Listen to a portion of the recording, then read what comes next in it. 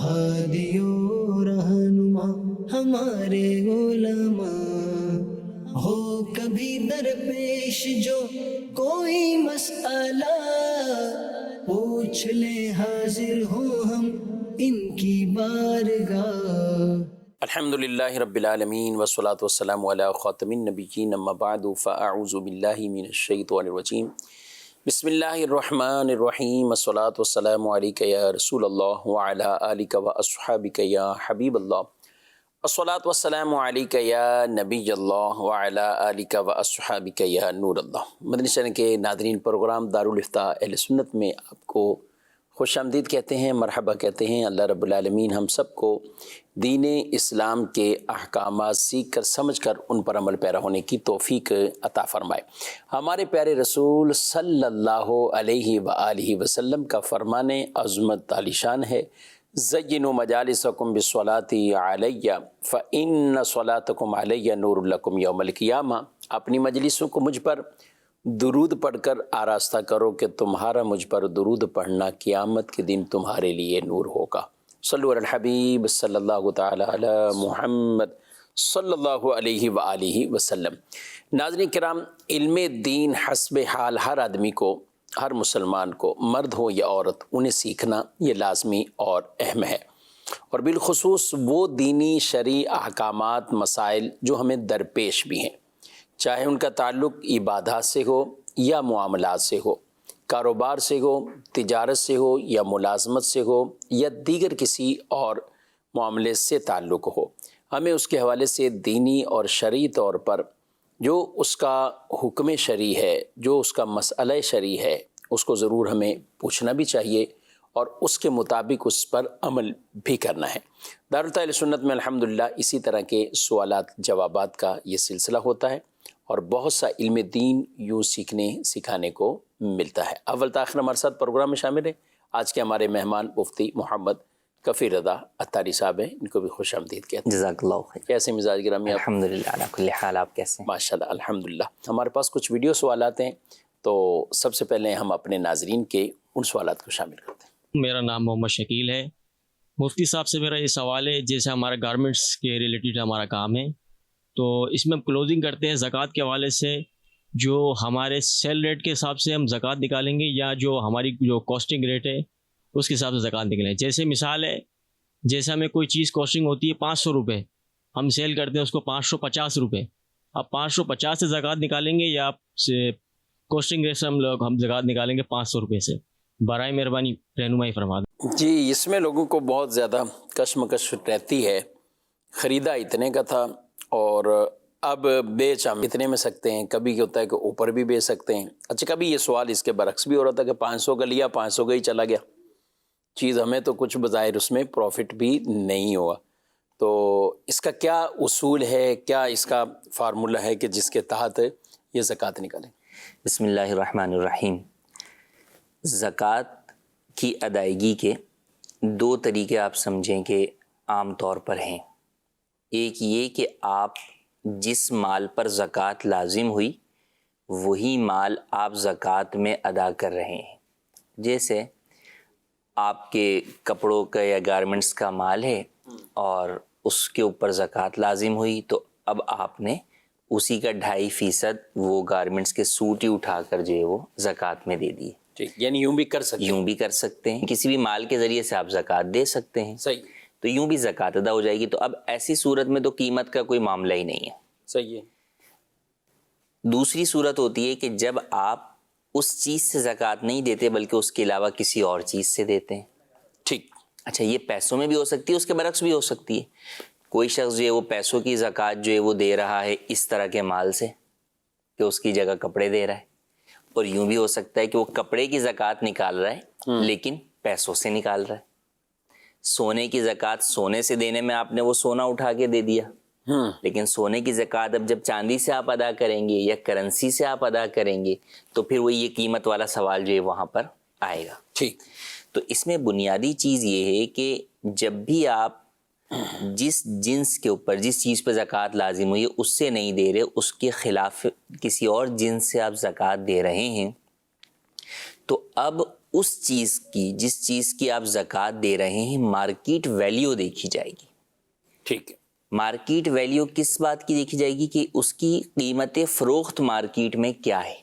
اس چیز کی قیمت فروخت مارکیٹ میں کیا ہے, آپ کو کتنے میں پڑی, آپ کتنے میں بیچ رہے ہیں, یا آپ کتنے میں بیچ سکتے ہیں, یہ تینوں چیزیں ہٹ جائیں گی. اچھا. مارکیٹ میں وہ کتنے کی عموماً جاتی ہے. ٹھیک ہے. تو اب مثال کے طور پہ آپ کو کاسٹنگ ہوئی 400 روپے کی, اور آپ جو ہے وہ وہاں پر وہی چیز جو ہے وہ مثال کے طور پہ 500 کی بیچتے ہیں. لیکن عام مارکیٹ کے, یہ آپ ڈسکاؤنٹ کر کے گویا کہ بیچ رہے ہیں, لیکن عام مارکیٹ کے اندر اس چیز کو اگر آپ بیچنے کے لیے جائیں تو جناب وہ 600 کی بک رہی ہے. صحیح. تو آپ 600 روپے کے اعتبار سے زکوٰۃ ادا کریں گے. اور اگر اس کے برعکس ہے کہ 500 کے اعتبار سے آپ بیچ رہے ہیں لیکن مارکیٹ کے اندر اس کی جو قیمت ہے وہ کیا ہے, وہ 450 ہے. صحیح. تو آپ 450 کے اعتبار سے جو ہے وہ زکوٰۃ کیلکولیٹ کریں گے. ہاں, جہاں پر زیادہ کیلکولیشن کرنے میں فائدہ ہو غربا کا, فقراء کا, کہ زیادہ زکوٰۃ نکلے گی, وہاں وہ والا پہلو اختیار کرنا زیادہ بہتر ہے. لیکن اگر آپ نے کم والا پہلو بھی اختیار کیا اور وہ مارکیٹ ویلیو کے مطابق ہے تو آپ کی زکوٰۃ ادا ہو جائے گی. صحیح. اب اس میں یوں بھی ہو سکتا ہے کہ بسا اوقات آپ نے خریدی چیز مہنگی, پیچھے سے اب مال سستا ہونے کی وجہ سے مارکیٹ میں ویلیو ہی اس کی کم ہو گئی, وہ 400 سے بھی 350 پہ آ گئی. ٹھیک ہے. تو اب 350 کے اعتبار سے آپ اس کی زکوٰۃ کی کیلکولیشن کریں گے. اچھا, اس میں جیسے مختلف چیزیں, اب انہوں نے تو گارمنٹس کا کام ہے, کپڑے کا ہے. کپڑے میں تو عام طور پہ ایسا ہی ہوتا ہے کہ دن بدن وہ اس کی ویلیو کوئی زیادہ اوپر نہیں جا رہی ہوتی, بلکہ جیسا پرانا ہوتا جا رہا ہے تو اس کی ویلیو کم ہوتی جا رہی ہے. اب اسٹاک اس کا 1 سال اگر پڑا رہا اس کے پاس تو ظاہر ہے وہ بسیدہ بھی ہو جائے گا, کچھ کلر بھی چھوڑ جائیں گے کبھی, اور پھر ان کو وہ آدھی پونی قیمت میں ایک طرح کے وہ نکالنے پڑتے ہیں. جوتوں میں بھی یہی ہے, دیگر چیزوں میں, اس لیے جگہ جگہ سیل لگا دیتے ہیں کہ لے جائیں. اب اس میں پھر یہ اس کی ویلیو کے اعتبار سے بھلے ان کو پڑا ہوا وہ 500 کا ہے. اب وہی کہ جس وقت زکوٰۃ کا سال مکمل ہو رہا ہے یا جس وقت یہ زکوٰۃ اس سے ادا کر رہے ہیں اس وقت کی مارکیٹ ویلیو دیکھی جائے گی. اچھا. اگر اس وقت اپ ہے تو اپ کے اعتبار سے قیمت لگائیں گے. یعنی آپ یوں سمجھ لیں کہ آپ کا یہ کل اثاثہ ہے, اس اثاثے کی اس وقت مارکیٹ ویلیو کیا ہے. اب آپ نے یہ اثاثہ خریدا 4 لاکھ کا تھا, آج مارکیٹ ویلیو 5 لاکھ ہے تو آپ 5 لاکھ کی زکوٰۃ دیں. صحیح ہے. آپ نے خریدا 4 لاکھ کا تھا, آج مارکیٹ ویلیو اس کی 3.5 لاکھ ہو گئی ہے. کاسٹنگ کے اعتبار سے نہیں کہ آپ خریدنے جائیں گے تو آپ کو اتنے میں پڑے گا, نہیں, آپ بیچنے کے اعتبار سے آپ بیچنے جائیں گے تو وہ کتنے کا بکے گا. تو پھر اس اعتبار سے اگر 3.5 لاکھ آج قیمت ہو گئی ہے تو آپ 3.5 لاکھ کی زکوٰۃ ادا کریں گے. صحیح. اچھا, اس میں تھوڑا اور چلیں اس کو. اب جیسے آپ نے کہا کہ اس کی مارکیٹ ویلیو, اب اس نے اپنے اعتبار سے کہا کہ یہ سامان میرا بک نہیں رہا, اس کو میں سیل لگا دوں, کچھ بھی کر دوں, بھلے اس کی اپنا نیا سامان الگ رکھا ہوا ہے, اس کو اس نے اپنی کوسٹنگ اور یہ وہ سب سے ہٹا کر اس کو 300 روپے پر پیس کر دیا. بھلے اس کو 400 روپے میں ملا ہوا تھا, لیکن دوسرے مال سے ظاہر کما لیتے ہیں, اب یہ اس کو اٹکا ہوا ہے تو 300 میں بھی. تو اب کیا کہیں گے اس کو؟ دیکھیں, فرد واحد کا اپنا فیصلہ اس کے اندر نہیں دیکھا جائے گا, کیونکہ یہ تو جو سیل ہے یہ مارکیٹ اسٹریٹجی جو ہے وہ ہوتی ہے. صحیح ہے. بسا اوقات جو ہے وہ آپ مارکیٹ ریٹ سے بھی کم کی سیل لگاتے ہیں تاکہ کسٹمر میرے پاس آئے. ٹھیک ہے, مارکیٹ میں وہ چیز جو ہے وہ 400 کی بک رہی ہے, آپ نے 300 کی سیل لگا دی کہ کسٹمر آئے گا تو وہ یہ تو ایک چیز اٹھائے گا لیکن دوسری میری 2 مہنگی والی چیزیں بھی اٹھا لے گا. جی جی. تو اب یہاں جو آپ نے کم کی ہوئی ہے مارکیٹ ویلیو اس کی کیا ہے, وہ 400 ہے. تو اب آپ زکوٰۃ 300 کے اعتبار سے کیلکولیٹ نہیں کریں گے اپنی سیل کے اعتبار سے, تو جو مارکیٹ ویلیو ہے وہ دیکھی جائے گی. صرف آپ کا اپنا مارکیٹنگ اسٹریٹجی کے اعتبار سے کسی چیز کی قیمت جو ہے وہ کم کر دینا یا زیادہ کر دینا اس کا اعتبار نہیں. اچھا, اس کے اعتبار. اچھا چلیں, بات چلی ہے تو اس میں سونے کی بھی بات ہوتی ہے. جی. عام طور پہ ایک طبقہ یہی ہے کہ وہ کہتے ہیں کہ لینے جائیں تو بہت مہنگا اور بیچنے جائیں تو سونار جیولر اس کی قیمت بالکل گرا دیتے ہیں, یا اس میں کچھ کاٹ ہے, یہ ہے وہ ہے. تو اب اس میں کس قیمت کا اعتبار ہے؟ ایک تو وہ جو انٹرنیٹ پہ آ رہی کہ یہ گولڈ کی قیمت یہ ہے. اچھا, اس میں کیرٹ بھی مختلف ہیں. جی. اب وہ چاہے 24 میں ہے, 22 میں ہے, 21 میں ہے. 24 کا تو اتنا مسئلہ ہی نہیں ہوتا کہ وہ بسکٹ کی صورت میں یا اس طرح ہے تو وہ سیدھا. لیکن یہ جو 21 ہے, 20 ہے, 18 ہے, 19 ہے، یہ جو کیرٹ چل رہے ہوتے ہیں، اور بیچنے جب جائیں گے تو وہ بھی اس کو پورا ایک آپریشن کر دیتے ہیں کہ آپ کا اتنا وزن تھا، اس میں یہ چیزیں ہو کر ہم آپ کو اتنے روپے دیں گے، تو یہ زکوٰۃ کتنے پہ نکالیں؟ جی، جب آپ بیچنے جا رہے ہیں تو ایک تو کیرٹ کے اعتبار سے فرق آ گیا، دوسرا وہ آپ کی قیمت فروخت کہ آپ جو مارکیٹ میں اسے بیچنے جا رہے ہیں تو اس کی جو قیمت سامنے دکاندار لگا رہا ہے، وہ ایک نہیں، آپ 2-4 دکاندار سے ریٹ لگا لیتے ہیں، اس میں اندازہ ہو جاتا ہے۔ تو اب وہ اس کی قیمت فروخت ہے کہ اس میں سے جو ہے نا وہ گھاٹ ہٹ گیا، اس کے اندر جو کھوٹ ہے وہ ہٹا دیا یا نگینے ہٹا دی اور دیگر چیزیں ہٹا کر، تو اب جو اس کی قیمت ہے اس اعتبار سے اس کی زکوٰۃ آپ ادا کریں گے، آپ پر ادا کرنا ضروری ہے۔ ہاں، آپ زیادہ ادا کرنا چاہتے ہیں تو آپ یوں بھی کر سکتے ہیں، اس میں اختیار ہے، لازم وہ ہے، لیکن مثال کے طور پر آپ نے دیکھا انٹرنیٹ کے اوپر جو ریٹ آ رہا ہوتا ہے وہ عموماً ان سب چیزوں کے بغیر جو ہے وہ آ رہا ہوتا ہے، تو آپ نے وہاں دیکھا کہ بھئی میرا 22 کیرٹ کا سونا ہے، یہ میں نے سونار سے پہلے کنفرم کروا لیا، اب اس کا وزن آپ نے کر لیا، اب وزن میں نگینے شامل نہیں ہوتے، تو وزن آپ نے کر لیا۔ اب آپ اگر چاہیں کہ بھئی مثال کے طور پہ سونار تو دے رہا ہے اس کے 2 لاکھ روپے، ٹھیک ہے، لیکن نیٹ کے اعتبار سے میں دیکھوں تو یہ 2,25,000 روپے کا جو ہے وہ بن رہا ہے، تو ٹھیک ہے، آپ 2,25,000 کے اعتبار سے جو ہے وہ زکوٰۃ ادا کر دیں، یہ زیادہ بہتر ہے کہ رائے خدا کے اندر جتنا بھی ہمارا مال خرچ ہوگا تو اس میں کوئی نقصان نہیں ہے، فائدہ ہی فائدہ ہے۔ ٹھیک ہے، اور اگر اسی قیمت کا جو سونار بتا رہا ہے جی، تو اس میں بھی نکالیں گے تو ان کی زکوٰۃ ادا ہو زکوٰۃ جو ہے وہ ادا اتنے کا ہی ہو مالک جائے گی، یہ اسی صورت میں کہ جب آپ پیسوں سے دے رہے ہیں، صحیح ہے، وہ سونے ہی آپ دیں گے تو پھر آپ کو اس سونے کا ہی جو ہے وہ 2.5% ادا کرنا ہو۔ صحیح، سونے کا بھی 2.5% دیا جا سکتا ہے، جی بالکل دیا جا سکتا تو ہے۔ یہ ان لوگوں کے لیے یا ان بہنوں کے لیے جو کہتی ہیں ہمارے پاس تو کیش ہی نہیں ہے، جی، سونا رکھا ہوا ہے کیش نہیں ہے، تو سونا ہی نکال بالکل سونا جو ہے وہ نکال دیں، چاندی نکال دیں، اور کوئی زیورات ہیں تو یوں بہرحال زکوٰۃ کے لیے صرف کیش ہونا ہی ضروری نہیں، مگر یہاں ایک اور پہلو کاروباریوں کے اعتبار سے آ جاتا ہے، کاروباری حضرات کے حوالے سے، کہ جب وہ اپنے مال سے زکوٰۃ ادا کرتے ہیں تو وہ کوشش کرتے ہیں کہ بھئی ایسا مال جو کہ نہیں چل رہا اس سے جو ہے وہ زکوٰۃ ادا کر دیں، تو اس میں اس بات کا خیال رکھنا چاہیے کہ مارکیٹ ویلیو کے اعتبار سے جیسے ہم نے کہا کہ جو آپ کا مال نہیں چل رہا، وہ ٹائم ہو گیا، سیزن نکل گیا، بوسیدہ ہو رہا ہے، تو مارکیٹ ویلیو کے اعتبار سے زکوٰۃ تو ادا ہو جائے گی، مگر بہتر یہ ہے کہ راہ خدا کے اندر عمدہ مال خرچ کیا جائے، جو پسندیدہ مال ہے، جو بہترین مال ہے، وہ جو ہے وہ راہ خدا کے اندر دینا چاہیے۔ صحیح۔ جی ناظرین کرام، بہت تفصیل سے اور ڈیٹیل سے اس پر یہ گفتگو ہوئی ہے، اور بہت اہم ترین گفتگو ہے۔ قیمت کیا کیا حساب لگائیں گے؟ اچھا، ہم تو 2-3 چیزیں ہم نے زیر بحث لائے ہیں، اور مین چیزیں بعض اوقات پراپرٹی بھی ہوتی ہیں کہ وہ مال تجارت کے طور پر پراپرٹی کو جب لیا گیا تو ظاہر ہے اس پر بھی زکوٰۃ ہے، تو پراپرٹی میں بھی بڑے مسائل ہوتے ہیں، یا تو لوگ جیسے مارکیٹ میں بعض اوقات کہتے ہیں نا کہ وہ مارکیٹ ٹھپ ہو گئی ہے، جی، کوئی نہ لے رہا ہے نہ بیچ رہا ہے، تو ایسے وقت میں لوگ بھی اپنی پراپرٹیز یا اس طرح کی چیزوں سے غافل ہو جاتے ہیں کہ یار وہ پتہ نہیں ہے بھی کہ نہیں میرے پاس، یعنی زکوٰۃ کا وقت بھی آیا تو گویا کہ اس کو شمار ہی نہیں کر رہے کہ وہ ٹھپ ہوئی پڑی ہے، تو ایسے میں کیا کریں گے؟ اور دوسرا یہ کہ اس کی بھی قیمت کا تھوڑا چلیں وضاحت کر دیں۔ جی دیکھیے، پراپرٹی بھی، جو پراپرٹی آپ نے بیچنے کے لیے خریدی ہے اور ابھی بھی آپ کا بیچنے کا ہی ارادہ ہے، صحیح ہے، تو وہ مال تجارت ہے، تو بالکل اس کو بھی جو ہے وہ آپ اپنے زکوٰۃ کے اموال کے اندر شامل کریں گے، اور آپ جو ہے وہ اس کے اوپر بھی زکوٰۃ ادا کریں گے۔ اور مارکیٹ جیسی بھی ہے، ٹھپ مارکیٹ کے اندر بھی کوئی نہ کوئی تو دام تو اس کا ہے، وہ چاہے جو ہے وہ 50 لاکھ کی پراپرٹی کا دام جو ہے وہ 40 لاکھ ہو گیا ہو، لیکن اس کا دام موجود ہے، خریدار موجود ہے، اس کی ویلیو بہرحال موجود ہے، تو آپ کی جب آپ زکوٰۃ جو ہے وہ ادا کر رہے ہیں اس وقت، جس وقت اس کے اوپر سال آپ کی زکوٰۃ کا مکمل ہو رہا ہے، کیا ویلیو ہے اس مال کی، وہ آپ کیلکولیٹ کر کے اس اعتبار سے اس کی زکوٰۃ ادا کریں گے، اور یہ کرنی ہی ہے، چاہے وہ کم ہو چاہے زیادہ ہو۔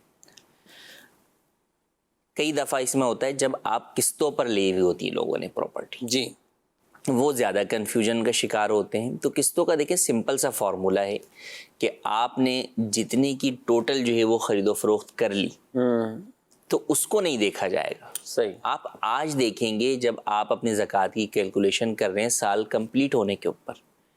اچھا، وہ جو سال کمپلیٹ ہوتا ہے لوگ اس ہر چیز کا سال دیکھ رہے ہوتے ہیں کہ بھئی اس پلاٹ کی بکنگ کو تو سال نہیں ہوا نا، حالانکہ زکوٰۃ کا سال انسان پر پورا ہو رہا ہے، اس کے مال کے اعتبار سے تو وہ ایسا نہیں کہ ہر مال کا الگ الگ ہو رہا ہے، بلکہ اگر ایک شخص صاحب نصاب ہو گیا تو اب درمیانے سال میں جتنا بھی اسی قسم کا مال اس کی ملکیت میں آتا رہے گا، تو جس تاریخ کو وہ صاحب نصاب ہوا، جب آئندہ سال وہ تاریخ آئے گی تو درمیان میں آنے والا سارا مال جو ہے وہ اسی سال کے اندر شمار ہوگا. صحیح. اور اینڈ آف دا ایئر دیکھا جائے گا کہ اس کے پاس کتنا مال ہے. اب اس میں سے بہت سا مال ممکن ہے ایسا ہو جو اس کے پاس 11 مہینے رہا ہو لیکن اینڈ آف دا ایئر اس کے پاس نہیں ہے. صحیح. تو اس پر زکوٰۃ بھی نہیں ہے. زکوٰۃ بھی نہیں.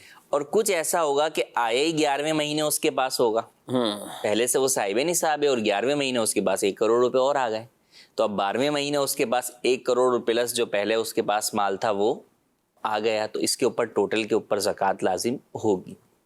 تو یہی پراپرٹی اور دیگر سب چیزوں کی کیلکولیشن میں ہے. تو اب میں قسطوں کا عرض کر رہا تھا کہ قسطوں میں آپ نے خریدا تو اب آپ یہ دیکھیں گے آج اس کی مارکیٹ ویلیو کیا. صحیح. مثال کے طور پر آپ نے 1 کروڑ کی جو ہے وہ بکنگ کروائی اور آج اس کی مارکیٹ ویلیو ہے 1.5 کروڑ روپے، اور آپ نے 50 لاکھ ادا کر دی ہیں، 50 لاکھ روپے آپ نے اور دینے ہیں، ٹوٹل ویلیو کتنی ہو گئی؟ 1.5 کروڑ. تو اب آپ پر جو لون ہے 50 لاکھ کا وہ آپ مائنس کر لیں گے اور جو ہے وہ آپ بقیہ 1 کروڑ کی زکوٰۃ ادا کریں. صحیح. یعنی یہ نہیں کہیں گے کہ میں نے تو ابھی 50 لاکھ بھرا ہے، بقیہ 50 کی میں دوں. 50 کی جو ہے وہ میں دوں، ایسا نہیں. ابھی مارکیٹ ویلیو دیکھی جائے گی اس کی. اچھا، لوگ پوچھتے یہی ہے کہ میں نے اتنا بھرا ہے، جی بھرنے پر پوچھتے ہیں اور پلاٹ کو گویا کہ بھولے ہوئے ہوتے ہیں. جی. ایسے سے بندہ کہا جائے نا کہ یہ جو بھرے ہیں آپ نے یہ آپ ہم سے لے لیں اور پلاٹ دے دیں، پھر ان کو اصل ویلیو پتہ چل جائے گی کہ نہیں میرے پلاٹ کی ویلیو تو کہاں ہے. تو ویلیو نکالنے کا طریقہ یہی ہے پھر کہ اگر آپ سے ویلیو نہیں نکلتی تو کسی اور سے نکلوا لیں آپ. اس کے ظاہر ہے مارکیٹ ہی اس کا وہ فیصلہ کریں گی نا، خود بند کمرے میں تو کوئی بھی نہیں کرے گا.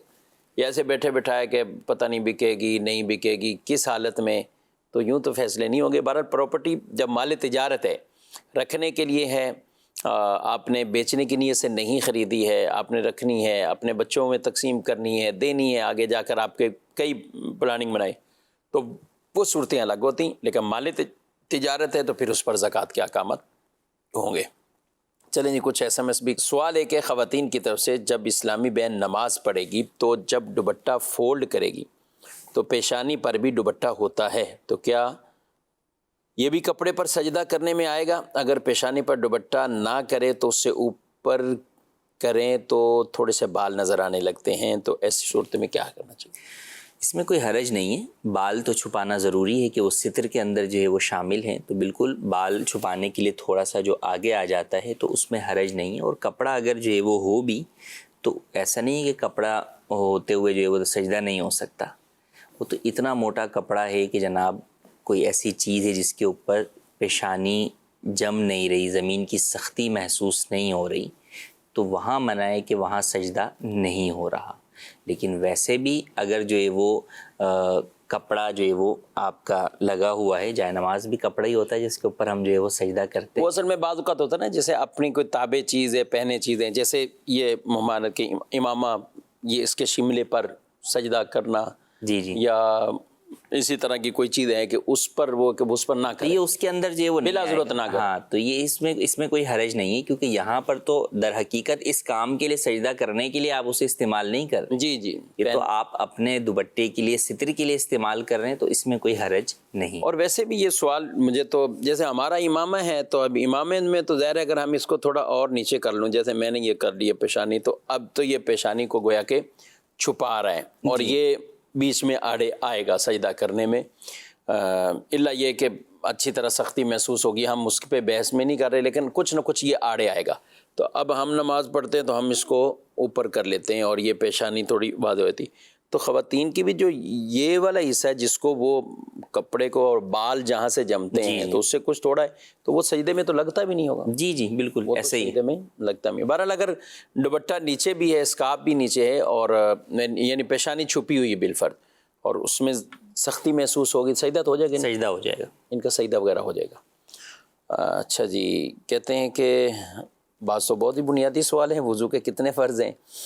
وضو کے 4 فرض ہیں. امیر اہل سنت دامت برکاتہ علیہ کا رسالہ وضو اور غسل کے احکامات کے متعلق سے نماز کے احکام میں موجود ہے. اس کی ڈیٹیل اور تفصیل آپ اس میں باقاعدہ آپ پڑھ سکتے ہیں. فرض اس میں 4 ہیں، لیکن دیگر جو چیزیں سنتیں اس میں بیان کی گئی ہیں تو اس کے مطابق کریں گے تو انشاءاللہ ثواب بھی ملے گا، اور پھر کئی سنتیں جو سنتیں مؤکدہ کہلاتی ہیں، جن کے ترک کی عادت وہ انسان کو گناہ گار بنا دیتی ہے، تو اس کو بھی آپ اچھی طریقے سے وہاں اس رسالے میں آپ پڑھ لیجئے۔ وضو کے جو 4 فرض ہیں ان میں بیسک چہرہ دھونا اور اپنے کونیوں سمیت ہاتھوں کو اور چوتھائی سر کا مسح کرنا اور اپنے پاؤں ٹخنوں سمیت دھونا، یہ 4 بیسک فرض ہیں۔ اگر یہ کسی نے ادا کر لیا تو اس کا وضو ہو جائے گا، نماز پڑھ لی تو نماز بھی ہو جائے گی۔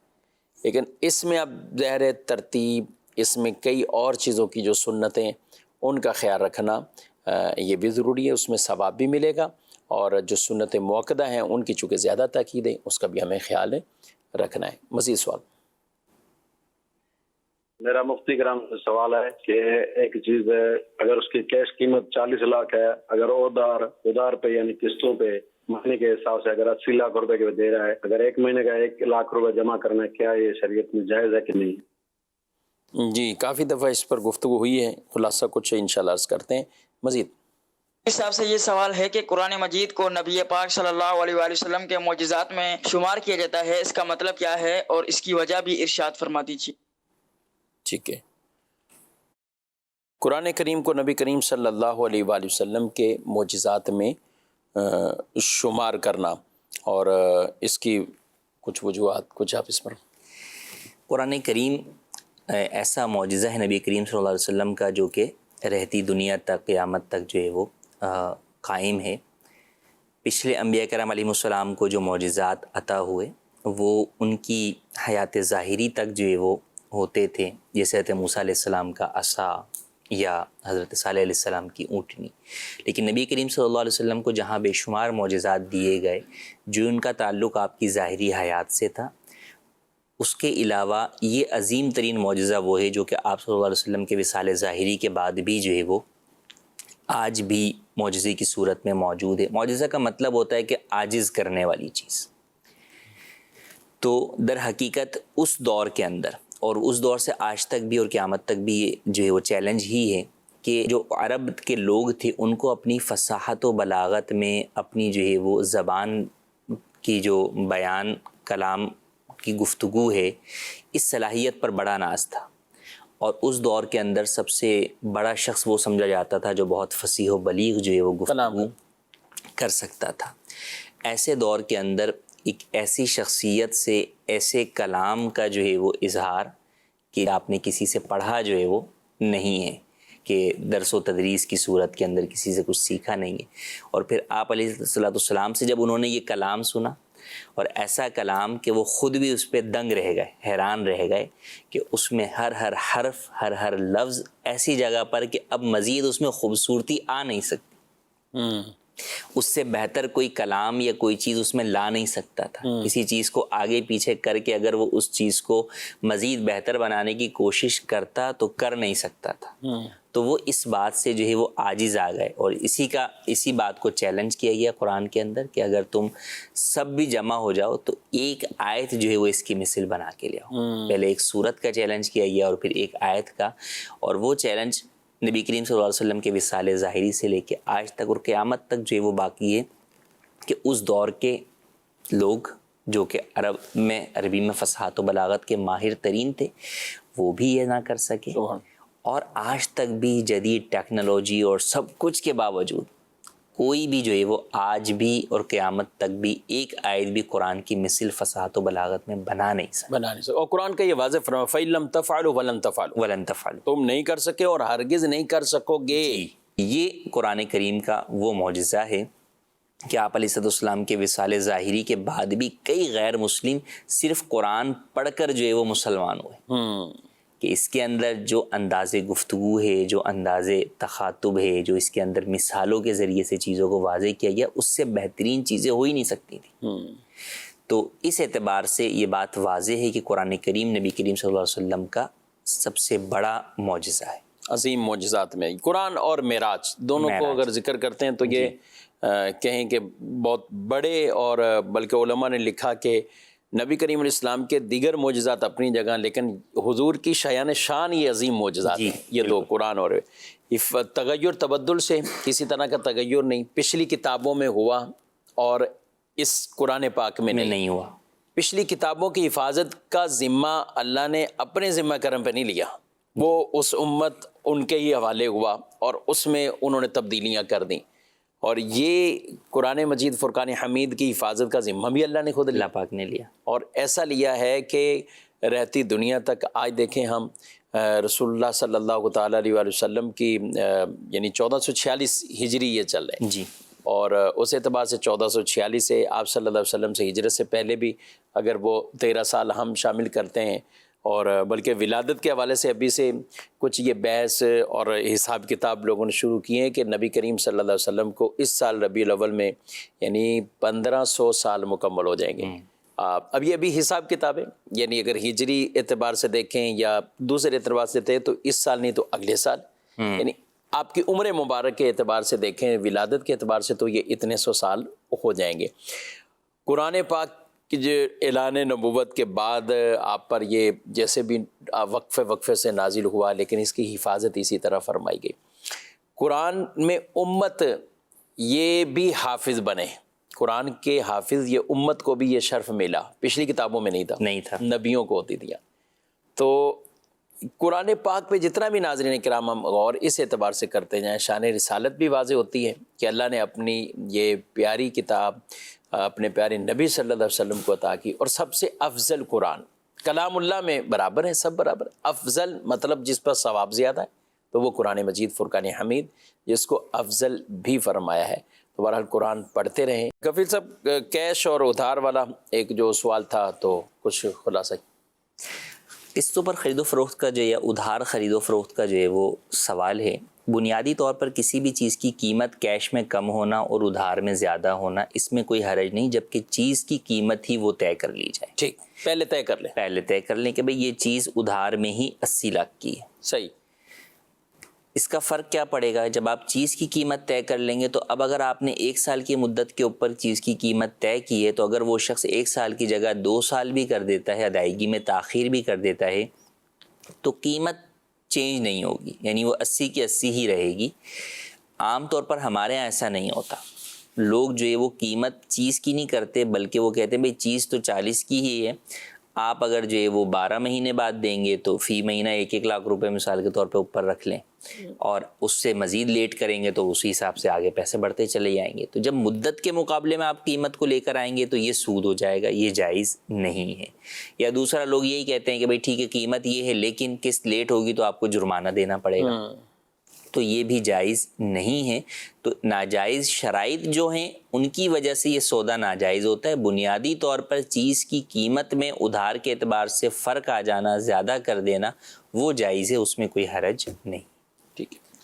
سوال یہ ہے کہ کیا روزے کی حالت میں عورتیں منہ کے بال اتار سکتی ہیں دھاگے سے؟ اچھا، دھاگے سے وہ کوئی خاص طریقہ ہوگا کیا آپ کے اندر؟ تھریڈنگ وغیرہ جو عورتیں کرتی ہیں کہ گالوں پر بال آئیں یا اپر لپس جو ہے وہ ہوں، تو بالکل اسے صاف کر سکتی ہیں، روزے کی حالت میں منع نہیں ہے۔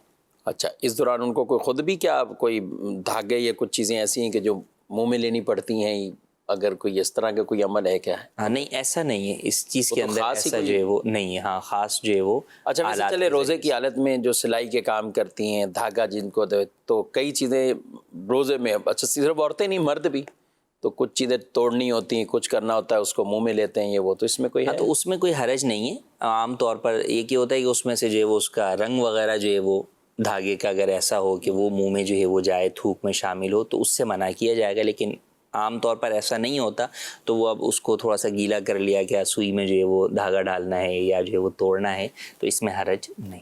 ٹھیک ہے۔ کھانے پینے کی چیزیں بھی توڑنے کے لیے جلدی بعض اوقات اعلیٰ منہ کا استعمال کیا جاتا ہے، تو کیا کھانے پینے کی چیزیں توڑنے کے لیے آپ یوں کہہ سکتے ہیں پیکٹس کھولنے کے لیے بس اوقات جو ہے پیکٹس کھولنے کے لیے یا کچھ اور چیزیں ہیں جس کو کچھ نہ کچھ کر دیا۔ ہاں، تو اب اس میں یہی ہے کہ ایک فقط جو ہے وہ ٹچ ہونا ہے، کوئی بھی اس کا ذرہ یا کوئی چیز جو ہے وہ آپ کے حلق میں جو ہے وہ نہیں جاتی، کوئی ٹیسٹ نہیں جاتا، یا اگر ہلکا سا آ بھی گیا تو فوراً اس کو تھوک دیا، کلی بھی کر لی، تو اس میں روزہ جو ہے وہ ہو جائے گا، روزے میں حرج نہیں ہو۔ ٹھیک ہے، لیکن ایسی نہ کوئی چیز توڑ دیں، بچوں کے لیے بھی نہ توڑیں، کہ آپ توڑ کے پتہ چلے آپ کے منہ میں ہی پھیل ہاں، جیسے ٹافی اگر آپ توڑ کر بچے کو جو ہے وہ دے رہے ہیں تو اس میں بالکل اس بات کا وہ ہے، یہ اندیشہ ہے کہ وہ آپ کے منہ میں اس کا ذرہ یا وہ میلٹ ہو جائے. اس طرح بادام ہوتے ہیں چھوٹی، کوئی اور جی، تو چیزیں. ان چیزوں سے بچنا چاہیے. میرا سوال ہے کہ ہم لوگوں نے اپنی بہن کا جہیز بنایا ہوا نا، اس کی زکوٰۃ دینا لازم ہے؟ بہن کا جہیز بنایا ہے اس پر زکوٰۃ ہے؟ جہیز میں سونا اور چاندی یہ اگر جمع ہے تو اس کے اوپر تو زکوٰۃ ہوگی، جبکہ یہ نصاب کی مقدار ہو اور جس کی ملکیت کے اندر ہے وہ صاحب نصاب بنے اور دیگر شرائط زکوٰۃ بھی پائی جائیں. لیکن اس کے علاوہ جو سامان جوڑا ہوا ہوتا ہے، برتن ہیں، رضائیاں ہیں اور دیگر اس طرح کے گھریلو ساز و سامان جو کہ جہیز میں دیا جاتا ہے، تو ان کے اوپر زکوٰۃ نہیں ہے، کیونکہ یہ مال نامی نہیں ہے. مال نامی جو ہے وہ سونا، چاندی، کرنسی، مال تجارت وغیرہ ہیں، تو ان کے علاوہ چیزوں کے اوپر زکوٰۃ نہیں ہوتی اور یہ ان میں سے نہیں. ٹھیک ہے، مزید. میرا نام حامد رضا ہے، میں ملتان سے بات کر رہا ہوں. میرا آپ اس سلسلے میں سوال یہ ہے کہ جب سجدے میں دونوں ہاتھ اٹھ جائیں تو یا ایک اٹھ جائے تو کیا حکم ہے؟ سجدے میں کہ دونوں ہاتھ یا ایک ہاتھ اٹھ جائیں؟ جی، نماز میں یا سجدے کے اندر دونوں ہاتھ یا ایک ہاتھ اٹھ جائے تو اس کی وجہ سے سجدہ جو ہے وہ خراب نہیں ہوگا یا نماز جو ہے وہ آپ کی ٹوٹے گی نہیں. ہاں، کوئی بھی ایسا کام اگر آپ نماز میں کرتے ہیں کہ دیکھنے والا آپ کو نمازی تصور نہ کرے، اتنی دیر تک کر رہے ہیں آپ دونوں ہاتھوں سے وہ چیز کہ اب سامنے والا سمجھے کہ نہیں یہ نماز کے اندر ہی جو ہے وہ نہیں ہے، تو وہ عمل کثیر کہلاتا ہے اور وہ نماز کو توڑ دے گا. وہ چاہے سجدے میں ہو، چاہے قیام میں ہو، چاہے رکوع میں ہو، کسی بھی جگہ پر ہو. اور عمل قلیل ہے کہ مثال کے طور پر کھجانے کے لیے کسی نے سجدے کے اندر ہی جو ہے وہ اپنا ایک ہاتھ جو ہے وہ ہٹایا یا دونوں ہاتھ جو ہے وہ ہٹائے، لیکن بہت ہی تھوڑے وقت کے لیے ہٹائے، تو اس سے نماز نہیں ٹوٹے گی. اچھا، سجدے میں لوگ پوچھتے ہیں نا، تو اس کی خاص وجہ جیسے وہ 7 ہڈیوں پر سجدہ کرنا، جی، کہ 2 ہاتھ ہیں، پیشانی ہے، گھٹنے ہیں، پاؤں ہیں.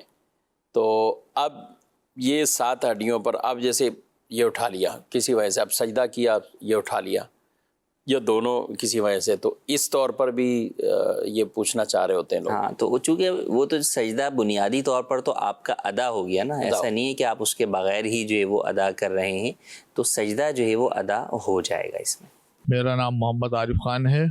میرا سوال یہ ہے کہ جیسے اگر کسی کے اوپر قرضہ ہے یا اس نے مطلب کاروبار کر رہا ہے، مطلب پیسے دینے ہیں لوگوں کے، اور اگر اس کی خواہش ہے کہ وہ عمرہ کرنے جائے یا حج کرنے جائے، تو پہلے وہ مطلب اس کی ادائیگی کرے گا یا عمرہ یا حج کرنے جا سکتا ہے وہ؟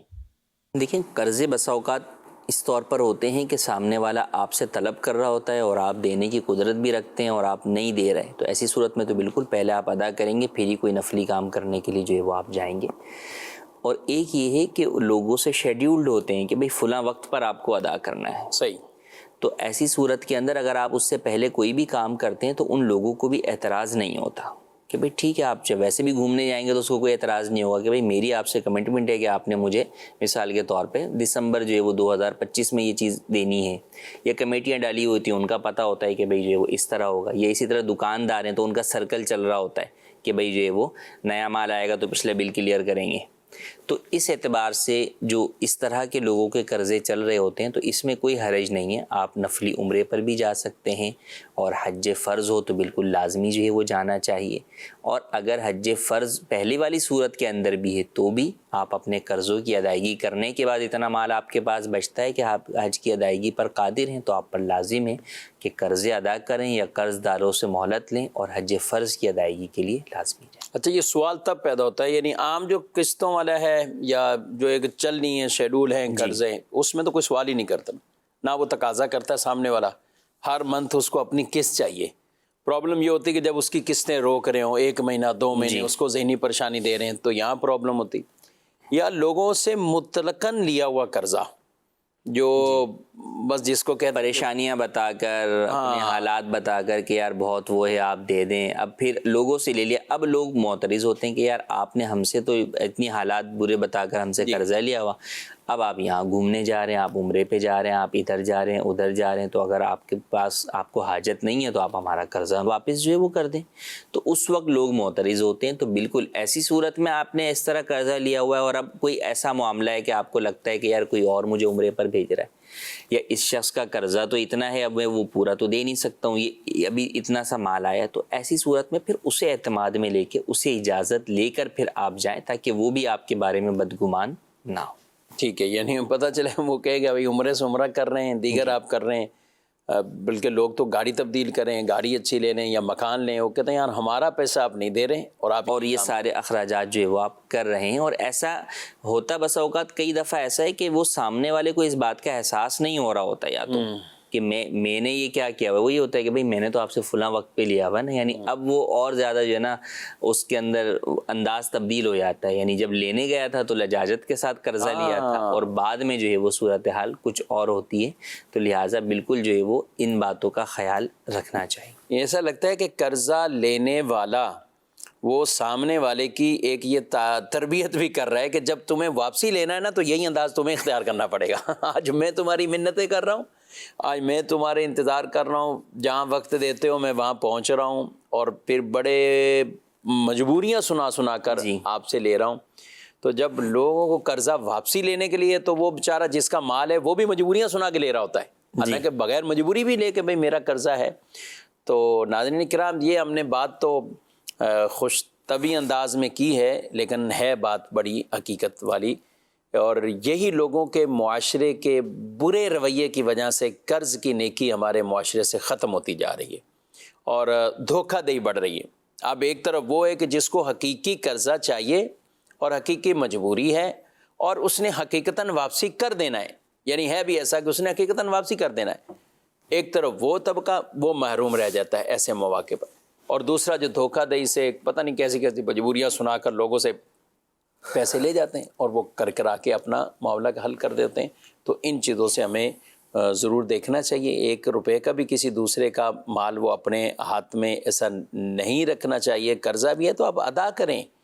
رسول اللہ صلی اللہ علیہ وسلم کی یہ تعلیم نہیں ہے کہ ہم مقروض رہ کر ہی دنیا سے چلے جائیں، یہ آپ کی تعلیم نہیں ہے. آپ نے تو ایسا جنازہ پڑھنے سے منع فرما دیا کہ جس کا پر چند درہم قرضہ تھا، فرمایا کہ اس کا جنازہ خود تم پڑھو، میں نہیں پڑھوں. تو آپ صلی اللہ علیہ وسلم کی تعلیم تو یہ تھی. تو اس لیے ہمیں ضرور اس کا خیال رکھنا چاہیے. مطل الغنی ظلم، یعنی ٹال مٹول کرنا غنی شخص کا یہ ظلم ہے. ٹال مٹول کرنا غنی شخص کا یہ ظلم ہے. اور قرضہ بھی ایک ہوتا ہے ضرورت والا قرضہ، ایک ہے پتہ سامنے والے کے پاس پیسے ہیں، میں اسے لاکھوں لے لوں اور اپنی مرضی سے کسی بھی کاروبار میں ڈال دوں، بعد میں اس کو بول دوں گا نقصان ہو گیا میرے پاس ہوگا. تو یہ چیزیں یہ بالکل ہمارے معاشرے میں جیسے عام ہوتی جا رہی ہیں اور لوگ بیچارے اس میں پریشانیوں میں. اچھا وہ سود کے اندر بھی پڑتے ہیں اسی معاملے کے اندر، سامنے والے دوسرے کی بھی لالچ ہوتی ہے کہ ہاں یار کاروبار اس کا بڑا اچھا کر رہا ہے. یعنی لوگوں کا اب انداز ہے آفس اچھا بنا لیں، اپنا تھوڑا سا گھر اچھا کر لیں، گاڑی اچھی کر لیں. یہ لوگوں سے پیسے ایسے ہتھیاتا ہے 1 منٹ کے اندر. اور بیچارے کاروباری لوگ کوئی ریٹائرمنٹ سے پیسے لیے ہوا، کوئی ویسے ہی وہ کہتا ہے گھر میں پڑے ہوئے بینک میں پڑے ہوئے، کیا کر رہے ہیں یار اس کی مہینوں میں گاڑیاں چینج ہو رہی ہیں، مہینوں میں یہ نہیں پتا کہ کسی اور کو بھی اس نے انجیکشن لگائے ہوئے ان کے پیسوں سے وہ گاڑیاں چینج کر رہا ہے اور لوگ ان کو اٹھا کے اپنا پیسہ دے رہے ہیں. بیسک یہ بھی سود میں پڑ رہے ہوتے ہیں کہ ہمیں اتنا پروفٹ اس کے اوپر دے گا، جبکہ کاروباری اصولوں کے مطابق نہیں. اور اس کے بعد نتیجے بھی آپ کے سامنے. چلیں کچھ SMS بھی ہیں اور ان کی طرف بھی بڑھتے ہیں. زکوٰۃ کے پیسے کو جیسے کہہ رہے ہیں کہ قرض کہہ کر یا تحفہ کہہ کر دے سکتے ہیں، تو کیا کوئی خرید و فروخت میں بھی ایسا ہو سکتا ہے کہ کوئی چیز ہم باقاعدہ بیچیں لیکن ادھار میں بیچیں، لیکن اس کو ہم نیت کریں کہ یہ میں نے اس کو زکوٰۃ کے طور پہ دی ہے، لیکن کریں خرید و فروخت؟ دیکھیں خرید و فروخت کریں گے تو خرید و فروخت ایک الگ جو ہے وہ عقد ہے، جو کہ عقد معاوضہ ہے کہ اس کے بدلے میں جو ہے وہ آپ کوئی نہ کوئی چیز طے کرتے ہیں کہ بھئی یہ چیز میں نے آپ کو اتنے میں جو ہے وہ بیچی ہے. تو اس طور پہ نہ ہو. جو زکوٰۃ میں بھی اصل تو یہ کہ نیت زکوٰۃ کی ہوتی ہے. قرض یا تحفہ کہہ کر دینے میں یہ ہے کہ بھئی اب اس سے آپ نے واپس جو ہے وہ نہیں لینا. صحیح ہے. خرید و فروخت میں تو انڈرسٹوڈ سی بات ہے، سامنے والا یہی ہوگا کہ بھئی میں نے یہ قیمت جو ہے وہ ادا کرنی ہے. اگر آپ ادھار میں بھی اسے جو ہے وہ دے رہے ہیں تو وہ تو اس کی قیمت ہی جو ہے وہ ادا اپنے اوپر جو ہے وہ لازم سمجھے گا اور آپ تقاضا بھی جو ہے وہ کریں گے. تو اس لیے اس کے بجائے جو طریقہ کار شریعت مطہرہ نے بیان کی ہیں اس کے مطابق، کیونکہ اب آپ نے خرید و فروخت کر لی، اب آپ اس کے اوپر جو دین ہے وہ معاف کر دیں تو دین معاف کر دینے سے زکوٰۃ ادا نہیں ہوگی.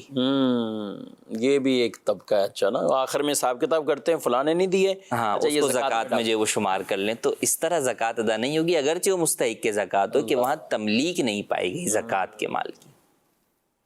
بہرحال ناظرین کرام، ان چیزوں کا ہمیں خیال رکھنا، زکوٰۃ بھی درست طریقے سے ادا کرنی ہے. آپ کے کئی ایسے شرعی مسائل بھی ہوتے ہیں کہ جن کو ہم پروگرام میں شامل نہیں کر پاتے. اس کی ٹائمنگ پروگرام کی بھی ایک خاص ٹائم ہے، اور ایک طرح کی ہماری یہ ایک کلاس ہے اور ایک لیکچر ہے، اور وہ ٹائم جلد ختم ہو جاتا ہے. تو اس لیے اپنے مسائل کو یوں چھوڑنا نہیں ہے، جو آپ کو ضروری درپیش ہیں ضرور پوچھیے. دارالتعلیم سنت کے نمبرز اپنے پاس رکھیے. دن میں 10 بجے سے لے کر 4 بجے تک یہ نمبرز آن ہوتے ہیں. ان نمبرز پر آپ رہنمائی حاصل کرنے کے لیے فون کر سکتے ہیں.